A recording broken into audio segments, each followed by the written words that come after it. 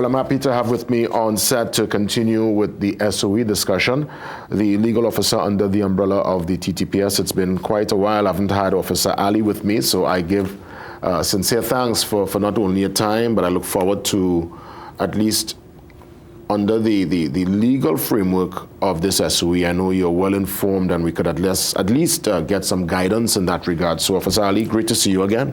Well, thank you very much, JW, for having me. Thanks to Nikisha and your support team, and most importantly, thanks to the Trinidad Tobago Police Service for the approval to be here this morning. We're going to get into some detention procedures and due process. I'm seeing via The Guardian this morning about 160 folks would have been arrested so far during raids. Walk me through what's different during a SOE compared to, let's say, in a regular and normal timing. Well, thank you very much, GW. GW, just permit me, before we answer that question directly, I think it's important for us to re-highlight, if you will have highlighted already. Waking up this morning and hearing that kidnapped victim, Sati Karim, back safely in the hands of our family. Yes. I want to acknowledge the work of the Trinidad and Tobago Police Service and the support agencies with reference to this matter. And most importantly, JW, the response from members of the public. So I just wanted to echo that this morning. No, of course, and actually, you're spot on. I actually dealt with that this morning, and I spoke to the importance of information. To me, it's the greatest currency in the crime fight. Yes. And it seems to me that information was given to police to know exactly where the victim was, and they were able to act in a very decisive manner. Yeah, and most certainly, and when you see the Commissioner of Police and members of the executive, leading, the charge, it really sends a very strong message, to not only the criminal elements, but the citizenry of Trinidad and Tobago, that we are serious about dealing with crime and criminality. But back to that question that you asked, JW, a very important question. And I think that, from our past experience, once members of the public hear a declaration of a state of emergency, there's many different perspectives, sometimes I may say, respectfully, a misrepresented position. But I want to say to Trinidad and Tobago this morning to offer some comfort, or some assurance that while you have a state of emergency, state of emergency creates a legal framework to be able to deal with persons who are bent on impacting the public safety and security. That doesn't suspend the rule of law. So you have the orthodox laws that we are accustomed to that continue to exist. The SOE declaration just brings forward emergency powers regulation to be able to enhance the ability of the law enforcement agencies, both the police and the defense force, and to a certain extent the prison service, to be able to respond effectively. And I want to quote this, with persons who are bent on prejudicing public safety and security. So in essence, an example would be you could go into someone's residence without a warrant if there is suspicion or due process as to contraband or weapons in the said premises. Love that question. So there goes one of the enhancements that in the normal legal framework, if I should say that, you have, in order to go into a dwelling house, you need to secure a search warrant so that you're balancing the right of the person to enjoy their property and the right of law enforcement to be able to investigate. Under the legal framework with the SOE, if there is suspicion that person may be in possession of firearm, ammunition, explosive, you can't enter premises without a search warrant. That's what the power that the SOE, or the teeth that the SOE gives, because you are speaking about what? Public safety and security. So public safety and security will trump what I should say, support a warrantless search to preserve public safety and security. But I would imagine even with that kind of exercise, or any exercise, as a matter of fact, you still have to operate within a particular structure, because I've seen, and I recall the SOE from 2011, lots of litigation, and people actually won money and the state had to pay out.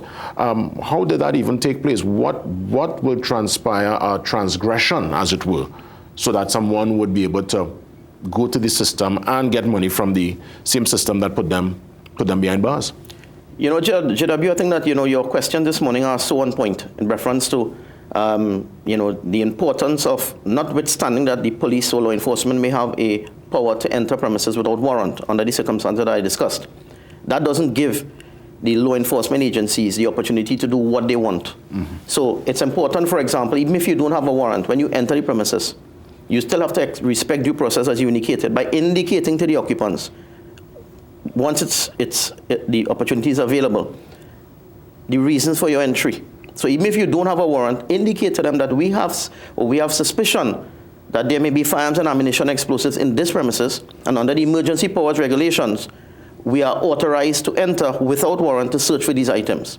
So that's the sort of transparency and accountability that you require in keeping with due process, natural justice principles, and most importantly, we are governed by to protect and serve with the values, professionalism, respect, integrity, dignity, and I want to stress on that word, dignity, meaning that you are also respecting the rights of the persons who you are engaging. So, it's important for us that when we have that power is still exercised in keeping with that level of fairness to the persons who may be impacted. Officer Ali, what happens if someone denies the officers access to their home? They're resistant. They're saying, well, hey, this is not the case here, and there's that back and forth. What happens in that regard?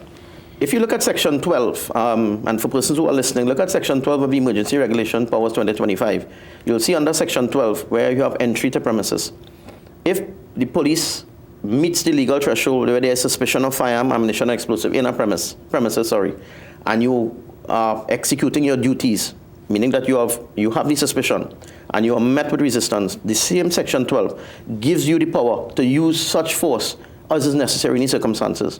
So whatever you are met with, you will be proportionate in order to begin that entry, because you are executing your duties to preserve public safety and security. As it pertains to the SOE, this current SOE, the ones we would have had before, yes. would you say from your own personal experience, you've seen certain advancement, you've seen the advantage, as it were, of the SOE, being able to put a dent in criminal enterprise? Well, what I can say, GW, I think that, when we look at the SOE, the most previous one, we did in fact enjoy some success. Persons were charged, known gang leaders were incarcerated and still continue to be incarcerated, and there was an impact on crime. And looking at the first couple of days of this SOE, and look at your front page in your newspaper, that, and the commissioner has spoken about this, that the actions taken by the state, and I'm using not the police, the state, definitely is seeing some progress, some impact on crime and criminality. So yes, I'll say that we are seeing some progress, and we hope that we continue to, build on that success that we are seeing. What's your advice to citizens when we are in a state of emergency? Excellent question again. When we're in a state of emergency, it's important for the citizenry to recognize that there's a serious threat affecting Trinidad and Tobago. And if we look very, very early, you'll see what Her Excellency, what she declared, that there's a very serious, and what other office holders have indicated, that there's a very serious threat facing Trinidad and Tobago. So what is expected of the citizenry is to recognize that there's a serious threat and see how best that they can assist in dealing with that particular threat, and most importantly, being responsible in the situation. And why I'm saying responsible, there's a particular section, JW, in the regulations that speaks about persons who may be making oral or other statements that has the likelihood or can prejudice public safety and security. So this is not only about an individual who may be armed with a firearm, an ammunition or explosive. It can also be persons who are reckless in relation to what they say. Yes, we have a freedom of expression, but the regulation has come to be able to qualify that we just cannot say anything how we want, when we want, especially in these circumstances. So I just want members of the public to be responsible and to recognize that we are in this together so that we can, win this fight, or I should say, neutralize this threat that is facing Trinidad and Tobago. Officer Ali, I want you to stick around and stay with us. Let's get ready for the 7 a.m. news update, and let's continue not only with discussions on the SOE, but I would say some tips going into this July, August, especially for those parents and the guardians looking on this morning. Officer Ali, spending some time with me on this Tuesday morning. See you soon.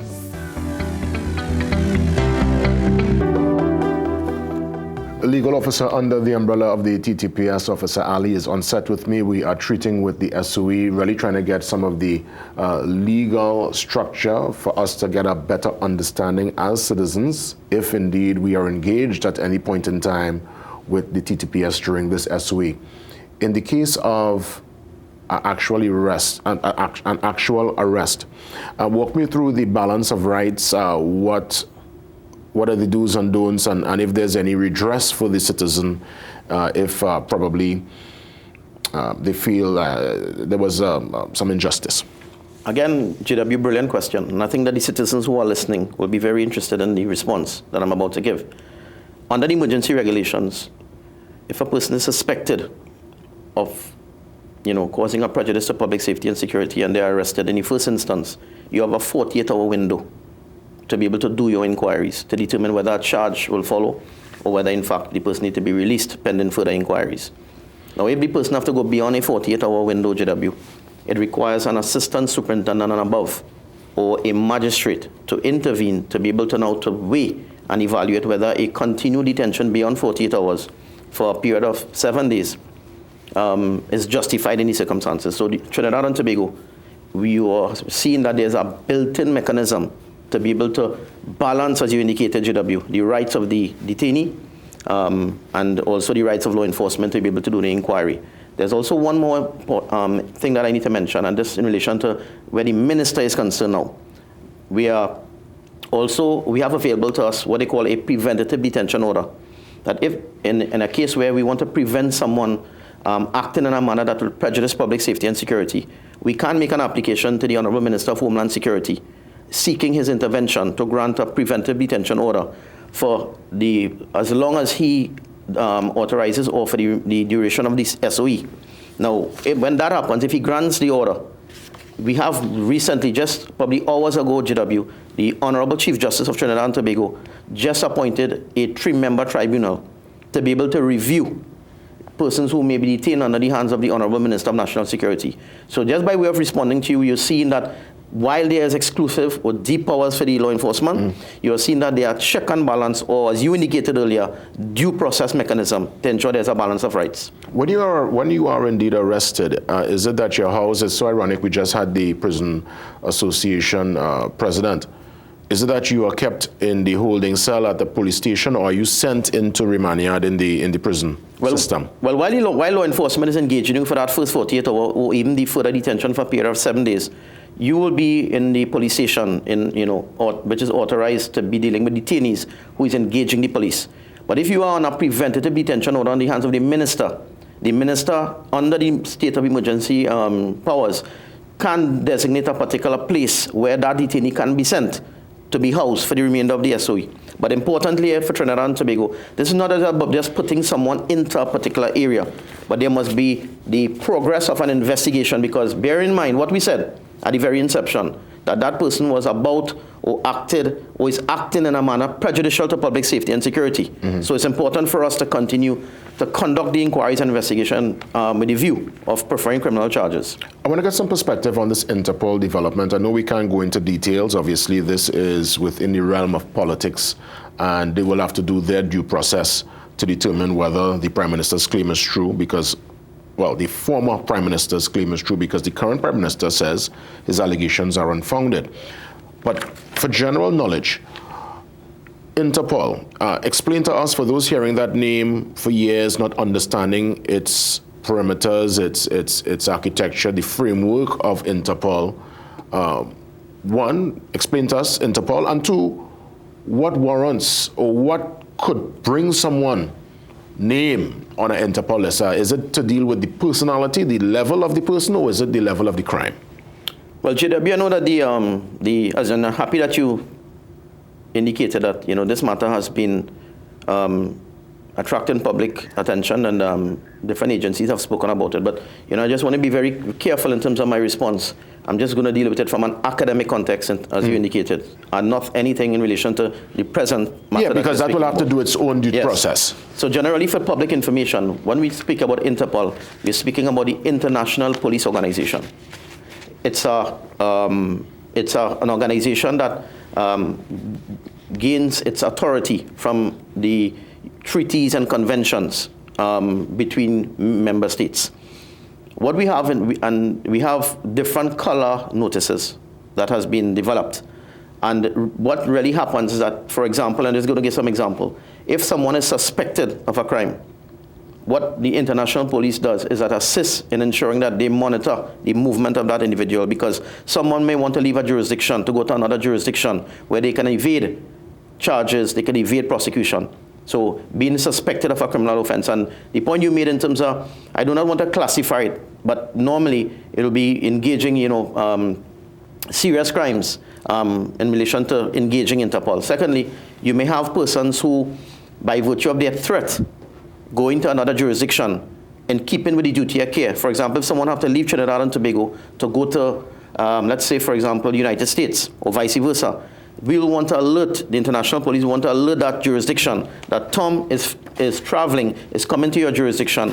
And for example, he may be someone who may have been on the sex offenders website or the public sex offenders website. So you need to alert that jurisdiction that that person is coming in so that they can pay attention, they can do the necessary surveillance. So international police organization is just to assist the state parties around the world in monitoring the movement of persons, to assist in the detection and prevention of crime and criminality. As we wrap up things, Officer Ali, in the seconds that remain, just a quick word of advice to parents and all guardians in this July-August vacation. Well, what I would want to say, JW, is we must be reminded that we are in a state of emergency.